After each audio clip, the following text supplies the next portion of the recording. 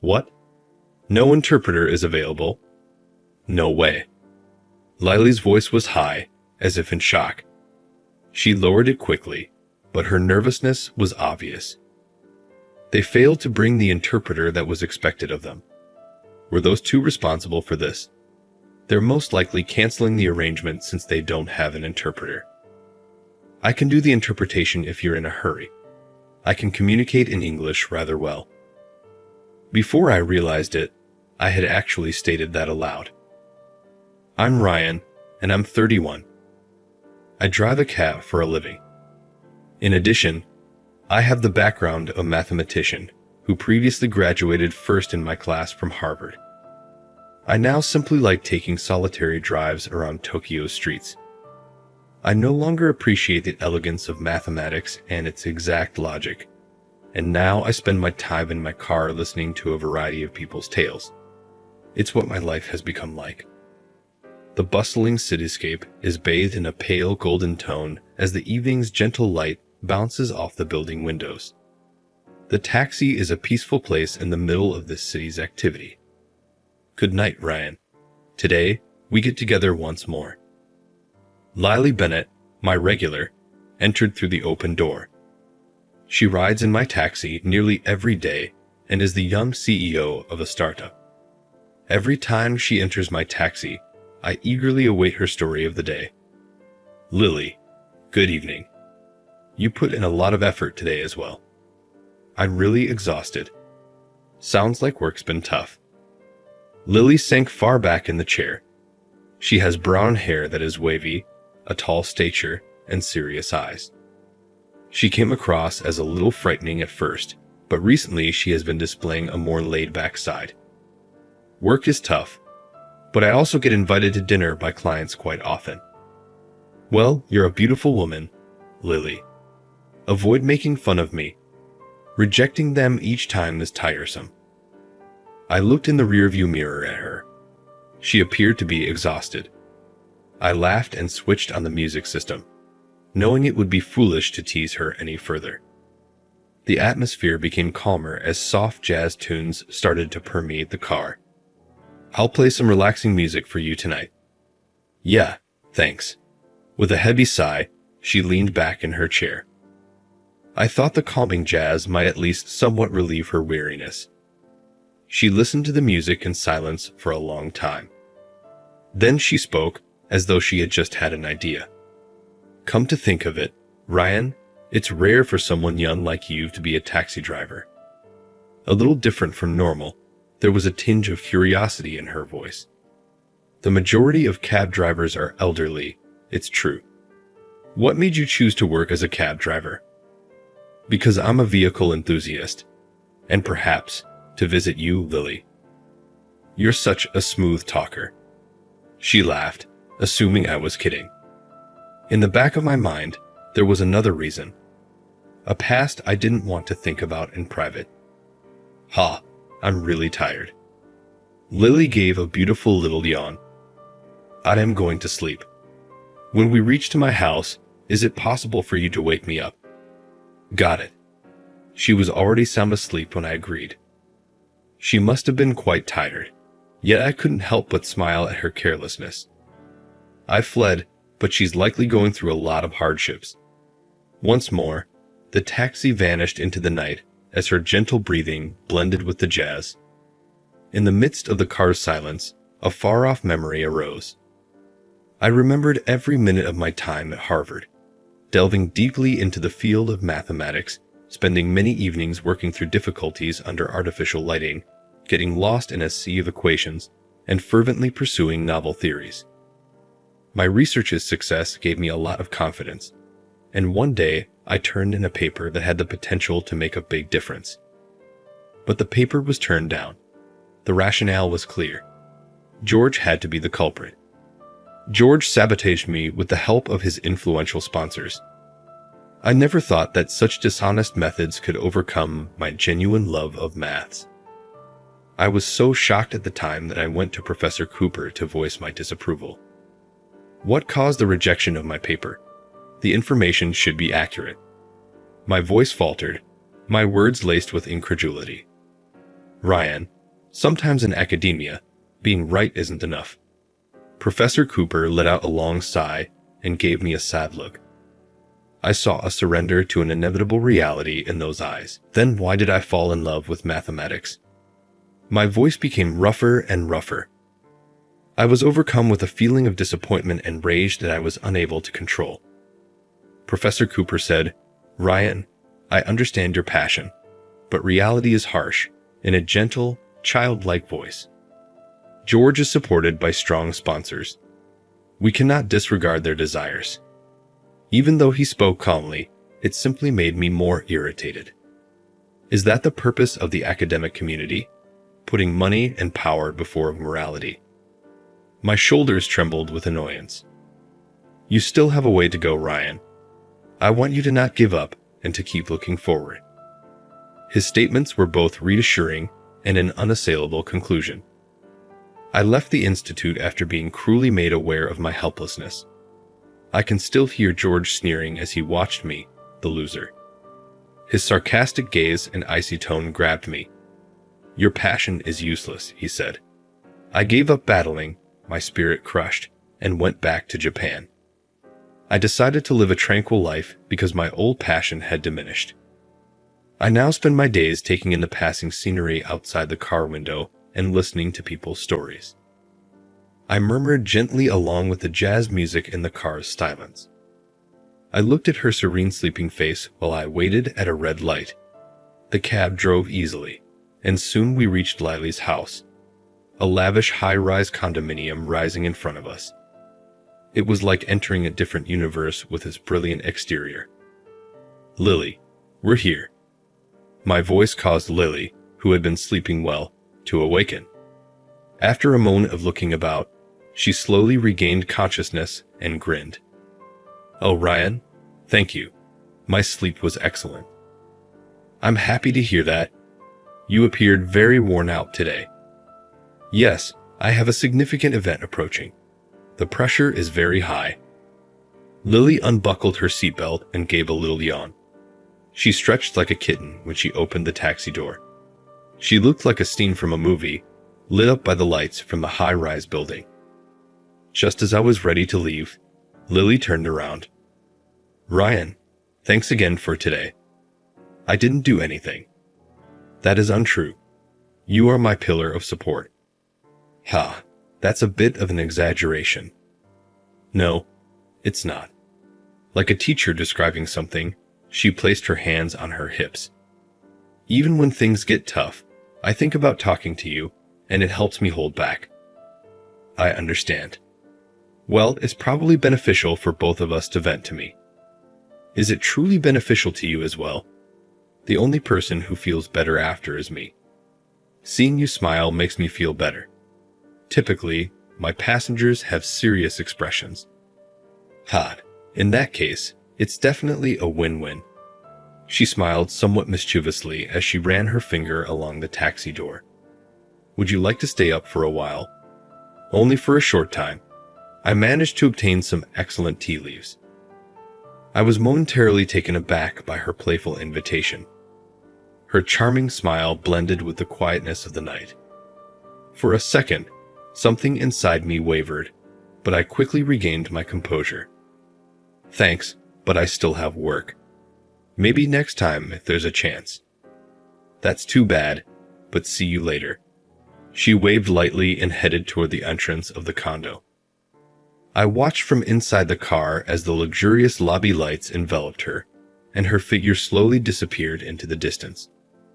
Lily was bathed in the dazzling lights, a stark contrast to the stillness left behind when the jazz music stopped. We quite literally lived in different worlds. It's not about income, of course.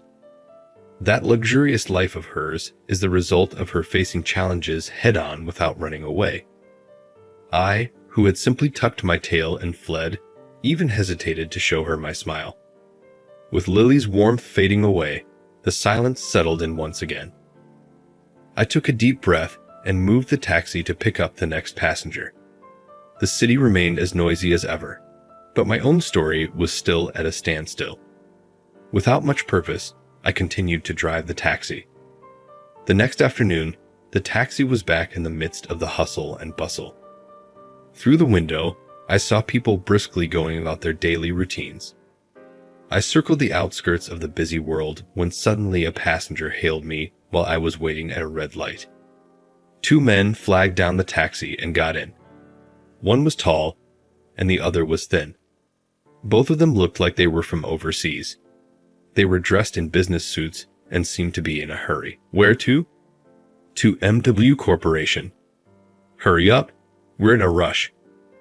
Understood. I'll get there as quickly as I can.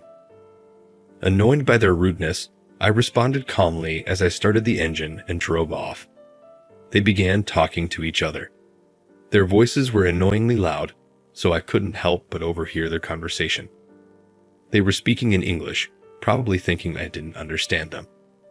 What are we going to do about the deal with MW Corporation, that lady CEO's company? Hull.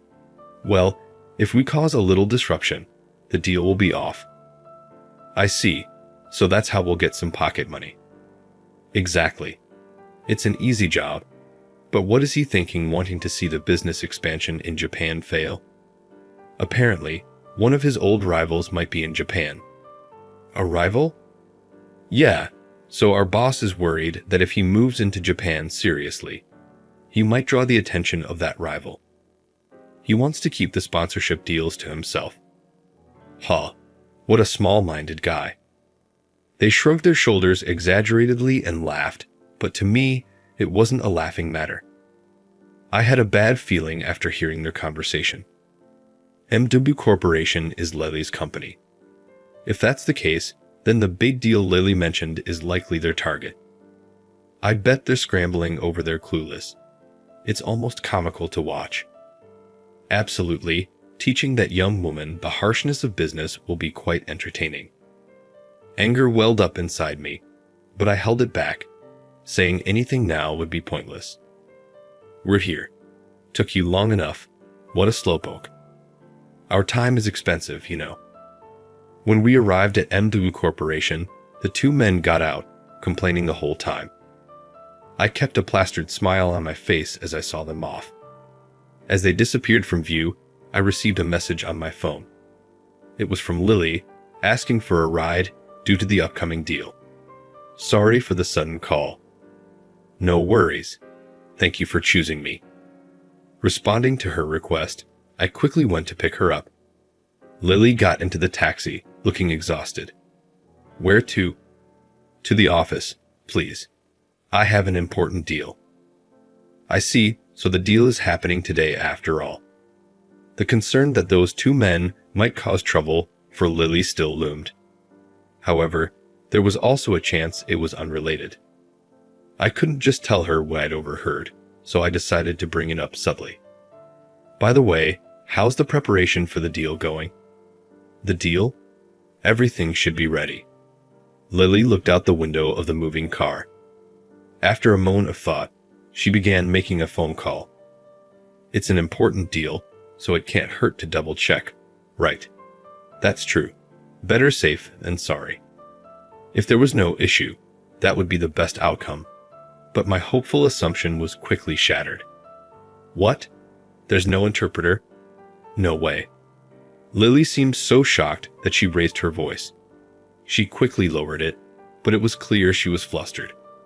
They were supposed to provide the interpreter, but they didn't bring one. Was this the work of those two men? They're claiming it was our communication error.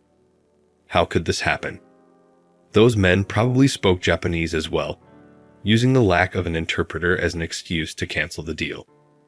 If you're in trouble, I can interpret for you. I speak English fluently. Before I knew it, those words had already left my mouth. What? Really, you Ryan? But don't worry about my English skills. I have a lot of foreign passengers. In that case, could you? It would be such a help. Leave it to me. Lily let out a sigh of relief. She must have been quite anxious. I had casually offered my help, but it was too late to regret it now. More than that, seeing Lily so relieved, there was no way I could back out. After arriving at the company, I parked the taxi in the lot and followed her inside. Usually, I just drop her off, so walking with her felt refreshingly new. She looked tense, but there was a hint of relief on her face compared to before. Don't worry, Lily. I'll support you with everything I've got. Thank you, Ryan. You're really a lifesaver. I had already skimmed through the documents for the meeting earlier. When we entered the MW Corporation conference room, the two men from the taxi were already seated and waiting. The tall man and the thin man gave us a look of disdain as soon as they saw us. So, you're the interpreter? Yes, I look forward to working with you today. Hemph. A taxi driver as an interpreter. That's amusing, they sneered. But I remained calm. With just a brief introduction, the meeting began. Pleased to meet you. Likewise. Lily could speak English to some extent, but she wasn't fluent. In an ordinary business meeting, it might have been enough, but not this time.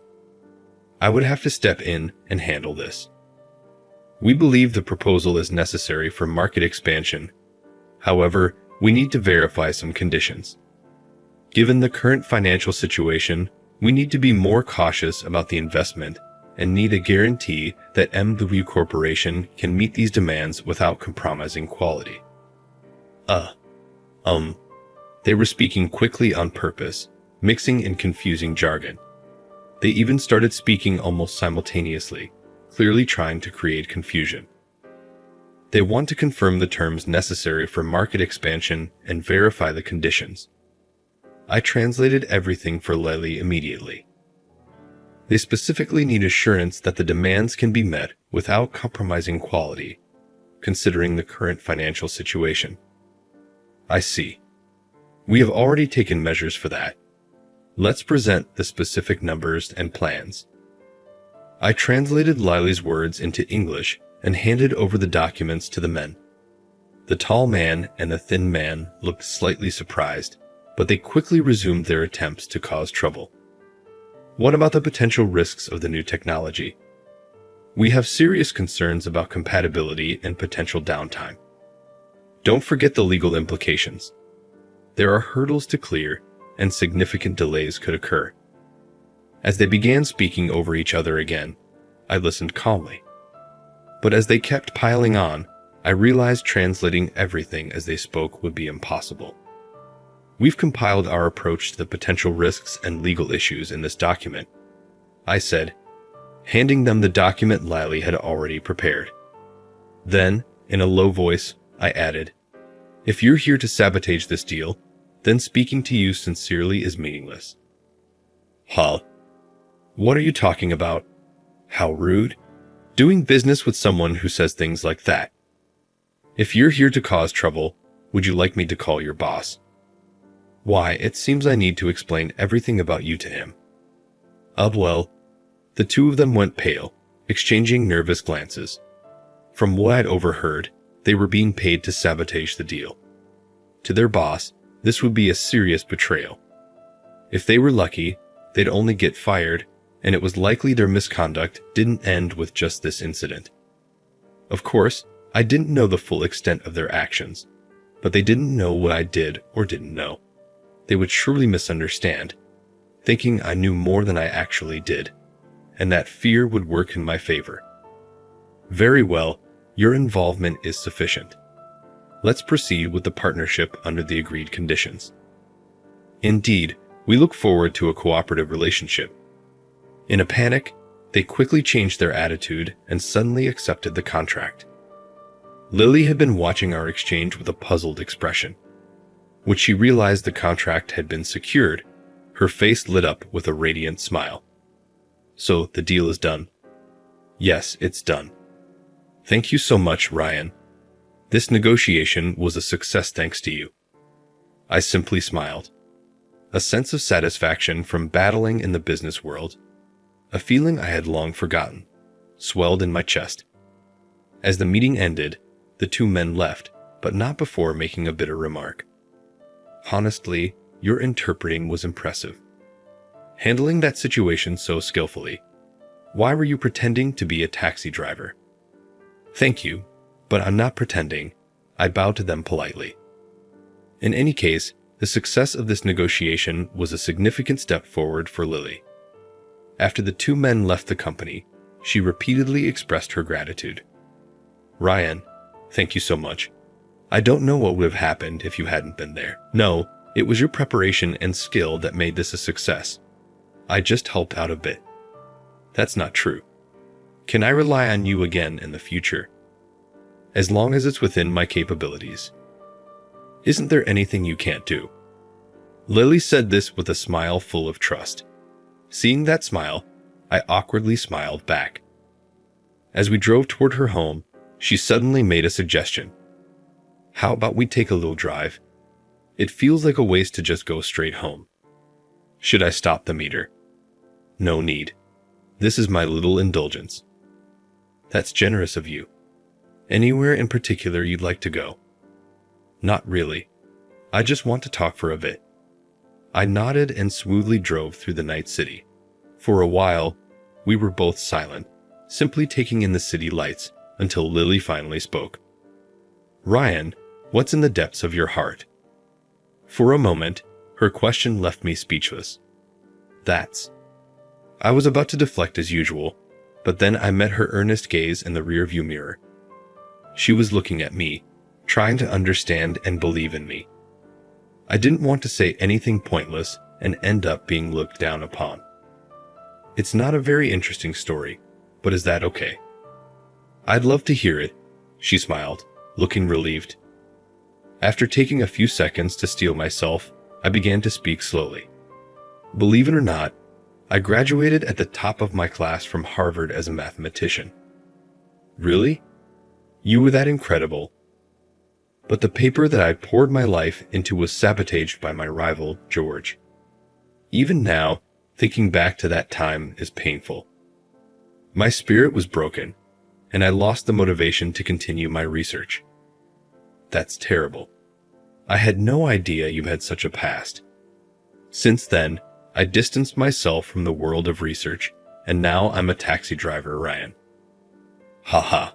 But you know, I wouldn't have met you if I weren't a taxi driver," Ryan said. Lily remained silent for a while, but eventually spoke with a resolute voice. "Ryan, this George, is he the mathematician coming to Japan soon?" "I'm not really up on the news, but it wouldn't be surprising if he did," Ryan replied. "I see. The parent company of the one we dealt with today is one of George's sponsors." "Then it seems almost certain," Lily said. "But honestly, it doesn't bother me anymore. I'm having fun driving. Just go ahead and do business with George's sponsor without worrying," Ryan reassured her. "It wouldn't make sense for the deal to fall through on my account, especially after such a big success. Her battles are still ongoing. Worrying about my fight, which had already ended, would be pointless. I can't forgive him for what he did to you." "I want to see you use your talent again," Lily said firmly. "Just hearing you say that means a lot to me. If I made any move, George would surely take action that could end up causing trouble for the institute where I once worked." "I couldn't see the point of taking such a risk just to return," Ryan admitted. "Thank you, Lily. Just knowing there's someone who wants me to come back is enough to make me happy." "Don't say something so sad." The taxi continued to drive silently through the night, carrying the hollow sound of nothingness. Even after dropping her off at her home, I couldn't manage a proper conversation with her. And after that day, Lily stopped using my taxi. I missed her absence, but I eventually got used to it. That day too was just part of the usual routine, and I went about my work as usual. Attention to the taxis on standby at the station. "There's a passenger waiting in front of the city hotel," the radio announced. I was about to go looking for a fare when the message came through. Following the instructions, I headed straight to the city hotel. When I arrived, two men in suits approached the taxi. One was an older man, and the other was a blond man wearing a hat. "To the station, please," the blond man requested. "Understood," I said, letting them in and starting to drive. A few minutes of silence passed before the blond man suddenly removed his hat. You look familiar, the blond man said. At the sound of that voice, my heart nearly stopped for a moment. I glanced at the rearview mirror, and indeed, it was a face I recognized. George. George's eyes widened in shock as he recognized me as well. Ryan, what are you doing here? You know each other? The older man asked. George replied with a cynical smirk, Yeah, an old colleague. A man who ran away from the world of mathematics. I kept my composure, but inside, I was fighting a wave of irritation. Whose fault do you think that was? Oh, right. Yeah, you lost to me, George taunted. I didn't lose. Mathematics lost to money. You think you're the guardian of the mathematical world? How arrogant, I shot back. There's more hope in that than in your delusion of still being a true mathematician, George sneered. What did you say? George clicked his tongue in annoyance. I continue to research, even while appearing on TV. But what about you? What are you doing now in this taxi? I'm always solving math problems in my mind. I might even crack an unsolved problem, I replied. Ha, that's just sour grapes. Is that so? It's actually a rather quiet and conducive environment. George sneered, but the older man seemed intrigued. So, you both are mathematicians, I see. Spencer, Ryan can hardly be called a mathematician anymore, George said dismissively. Why the rush, George? Spencer asked. Just a little curiosity, that's all. I'm not rushing, George muttered, looking out the window with discontent. Spencer, if memory serves, he was George's sponsor. By the way, what's your favorite number? Spencer asked suddenly. The question took both of us by surprise. George was quick to answer, 407. It's a 3-digit narcissistic number, absolutely beautiful. Interesting. And it's also my birthday, April 7th, a number destined for me. Ah, I see. Spencer pondered this for a moment. And you, Ryan? Let's see. I thought for a moment before responding lightly. The number on this taxi's license plate is my favorite. George scoffed at my answer. What a boring answer, to love the random numbers on a license plate. However, Spencer smiled. 1729, if I recall correctly. It's famous as the Hardy Ramanujan number, the taxi cab number. What? George said, shocked. As expected of a worldly successful man, you notice even the small details. Ha. I'd admire your sense and the foresight to set things up beforehand, Spencer complimented. George's face stiffened, as if sensing something was off. George, I'm afraid I'll have to withdraw my sponsorship. Your answer lacks a certain flair. Wait, you're joking, right? George stammered. If you think it's a joke, then you lack the sense to laugh.